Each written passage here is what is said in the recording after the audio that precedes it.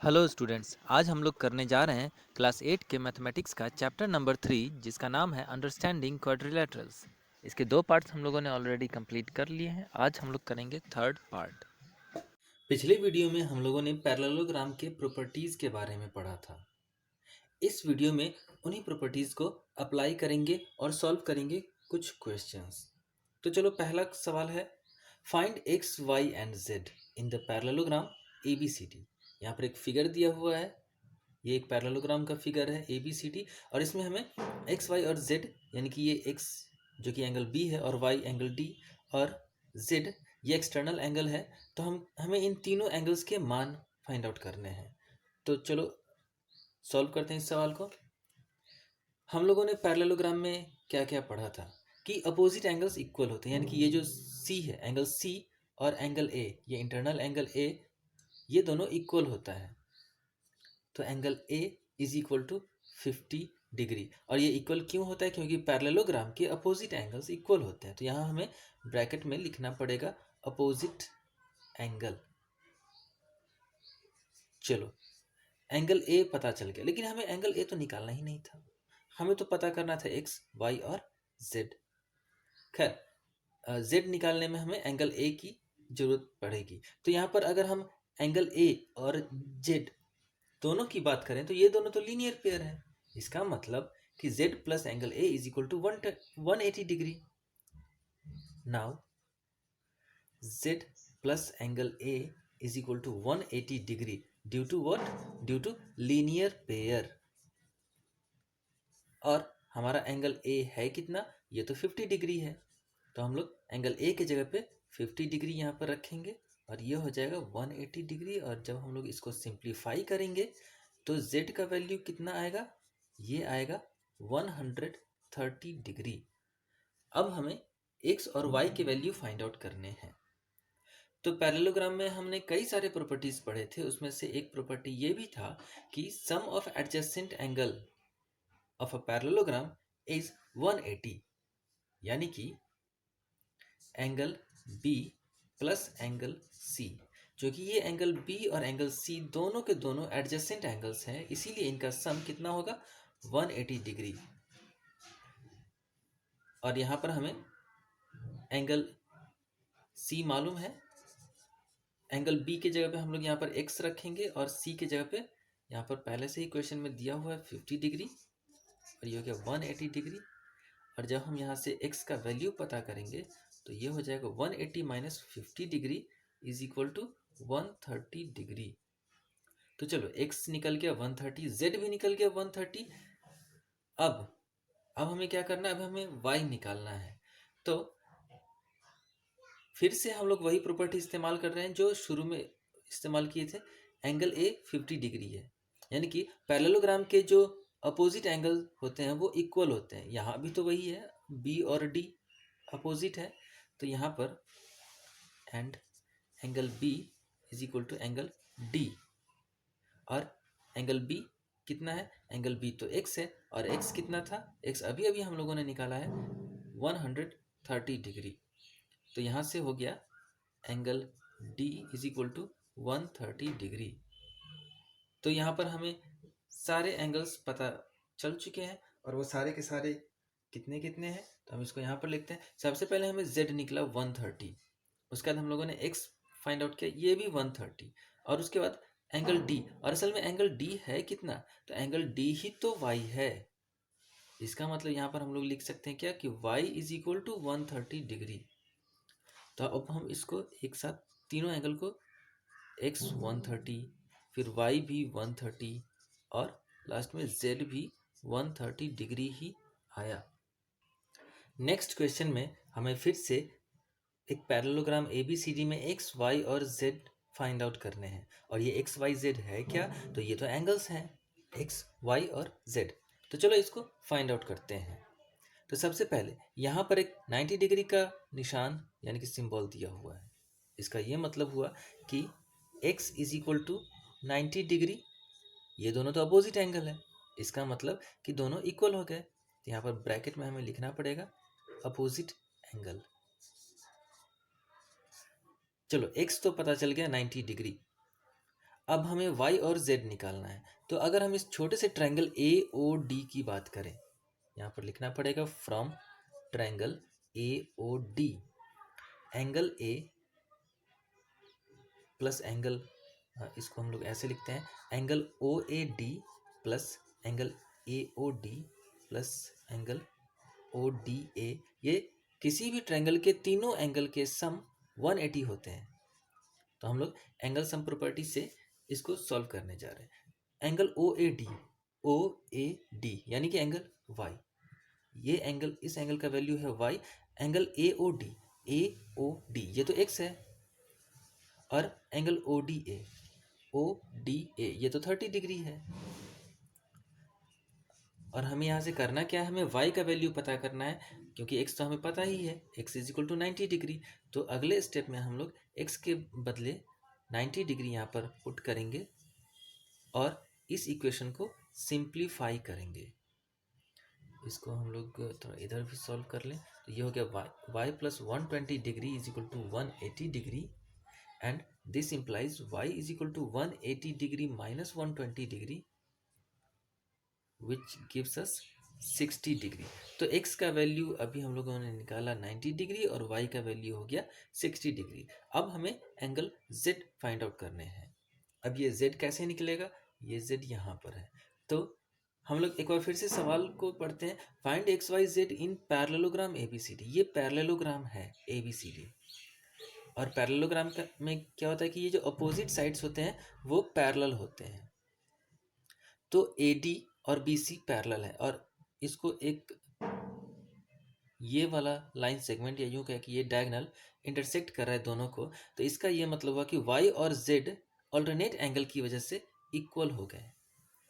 Now Z is equal to y due to y alternate angle. तो हमें यहाँ पर लिखना पड़ेगा ऑल्टरनेट एंगल,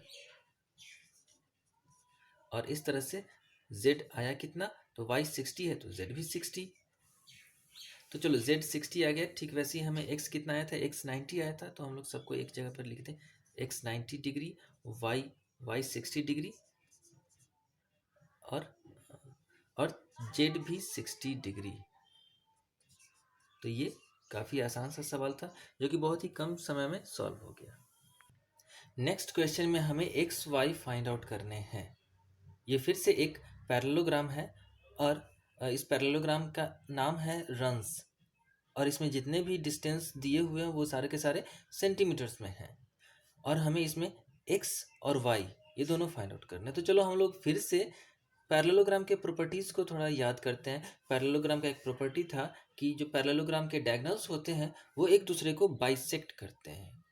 बाइसेक्ट यानी कि दो इक्वल पार्ट में डिवाइड करते हैं। यानी कि अगर एस से लेके इस इंटरसेक्शन पॉइंट तक का डिस्टेंस 20 है, और इधर यहाँ से इस पॉइंट से यू तक का डिस्टेंस y प्लस 7 है, इसका मतलब y plus 7 is equal to 20। तो हम इस इंटरसेक्शन पॉइंट का नाम O लिख देते हैं। अब यहाँ लिखते हैं since SO is equal to OU।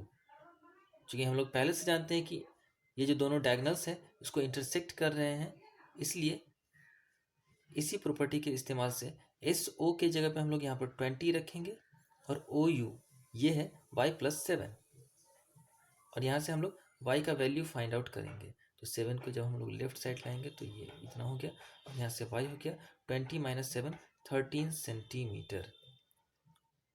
तो चलो y का वैल्यू तो पता चल गया। अब हम लोग दूसरे डायगोनल की बात करते हैं। तो ये भी डायगोनल तो बाइसेक्ट हो रहा है, यानी कि RO बराबर ON, एंड RO बराबर ON। यहाँ पर RO है कितना, 16 सेंटीमीटर, और ON कितना है, O से लेके N तक है x प्लस वाई, और हमें y का वैल्यू तो पता है 13 सेंटीमीटर। तो हम x के जगह पे x और y की जगह पे 13 रखेंगे, और यहाँ से 13 को जब लेफ्ट साइड लाएंगे तो ये कुछ ऐसा होगा, और इसको सिंप्लीफाई करने पर ये हो जाएगा 3 सेंटीमीटर। तो हमें x और y के कितने वैल्यूज, कौन कौन से वैल्यूज है, x is equal to 3 centimeter और y is equal to 13 centimeter. हमारा नेक्स्ट क्वेश्चन है, in the figure both risk and clue are parallelograms, find the value of x. तो ये रिस्क किधर है? RISK, ये एक पैरेललोग्राम है। साथ ही साथ एक दूसरा क्लू भी है, CLUE, ये भी एक पैरेललोग्राम है। तो हमें इस एंगल एक्स का वैल्यू फाइंड आउट करना है। तो चलो सबसे पहले हम क्या करते हैं, यहाँ पर लिखते हैं since risk is a parallelogram, hence चूंकि रिस्क RISK अगर पैरेललोग्राम है तो ये जो एडजेसेंट एंगल है उसका सम तो 180 होगा। तो hence angle RKS plus angle KSI, इसका सम कितना हो जाएगा? ये होगा 180 डिग्री। और RKS कितना है? 120 डिग्री। तो हम RKS के जगह पे 120 डिग्री लिखेंगे और KSI हमको नहीं पता, ये होगा 180 डिग्री। और अब जब हम लोग इसको सॉल्व करेंगे तो KSI 120 घट गया तो 180 माइनस 120 कितना हो गया? ये हो गया 60 डिग्री। तो अभी हमें ये वाला एंगल पता चला 60 डिग्री। अब अगर हम ये एंगल पता कर लें तो ये एक छोटा सा ट्रायंगल हो जाएगा जिसमें दो एंगल जब पता हो जाएगा तो हम लोग एंगल सम प्रॉपर्टी से तीसरा एंगल यानी कि एक्स पता कर लेंगे। तो ये एंगल अब कैसे पता होगा? तो अगर हम इस फिगर को फिर ध्यान से देखें तो जैसा कि सवाल में बताया गया है कि क्लू CLUE ये एक पैरेललोग्राम है, और अगर ये पैरेललोग्राम है तो एंगल L और एंगल E ये दोनों के दोनों अपोजिट एंगल होने की वजह से इक्वल हो जाएंगे। तो चलो अब हम लोग इसी प्रॉपर्टी का इस्तेमाल करते हैं। Since CLUE clue is a parallelogram, hence angle CLU is equal to angle UEC, और ब्रैकेट में क्या लिखेंगे? ब्रैकेट में लिखेंगे अपोजिट एंगल, क्योंकि अपोजिट एंगल किसी पैरेललोग्राम के अपोजिट एंगल्स इक्वल होते हैं। तो चलो यहाँ पर CLU है कितना? CLU ये तो 70 डिग्री है, तो ये हो गया 70 डिग्री और ये हो गया UEC। तो इस तरह से हमें UC पता चल गया। अब हम क्या करेंगे, इस छोटे से ट्रायंगल की बात करेंगे जिसमें हमें दोनों एंगल्स पता है और एंगल सम प्रॉपर्टी से हम इसको सॉल्व करेंगे। तो इसको हम लोग इस तरफ सॉल्व कर लेते हैं। फ्रॉम ट्रायंगल EOS, यहाँ पर angle EOS plus angle OSE plus angle SEO is equal to, ये कितना हो जाएगा? ये हो जाएगा 180 डिग्री। EOS कितना है? EOS तो x है। OSE ये वाला, ये अभी अभी हम लोगों ने निकाला है 60 डिग्री। और SEO ये कितना था? ये तो अपोजिट एंगल 70 के बराबर है जो कि हम लोगों ने यहाँ पर निकाला। तो ये हो गया 70 डिग्री और इसका सम है 180। तो ये हो गया x plus 130 degree is equal to 180 degree, which implies x is equal to 180 minus 130 which gives us 50 degree. तो ये x का वैल्यू हमें पता चल गया 50 डिग्री। नेक्स्ट क्वेश्चन में क्या दिया हुआ है? Explain how this figure is trapezium, which of its two sides are parallel. यहाँ पर एक फिगर दिया हुआ है और इसमें हमसे पूछा जा रहा है कि एक्सप्लेन करना है कि how this figure is a trapezium, और अगर ये एक ट्रेपेजियम है तो इसके कौन से दो साइड्स पैरेलल हैं। तो सबसे पहले ट्रेपेजियम के बारे में एक बार हम लोग फिर से थोड़ा याद करते हैं कि ट्रेपेजियम हम लोग कहते हैं किसको है।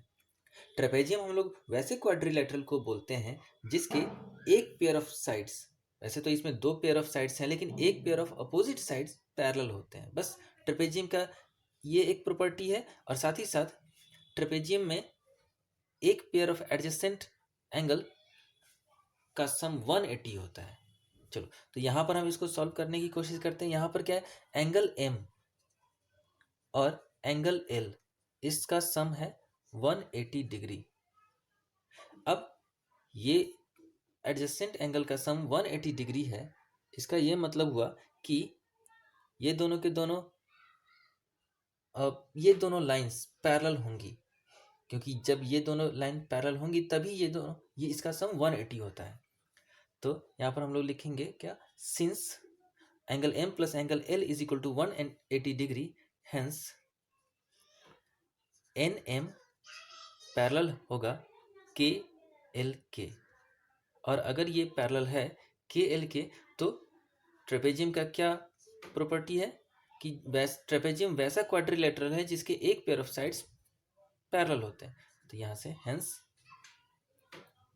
के L M N is a trapezium.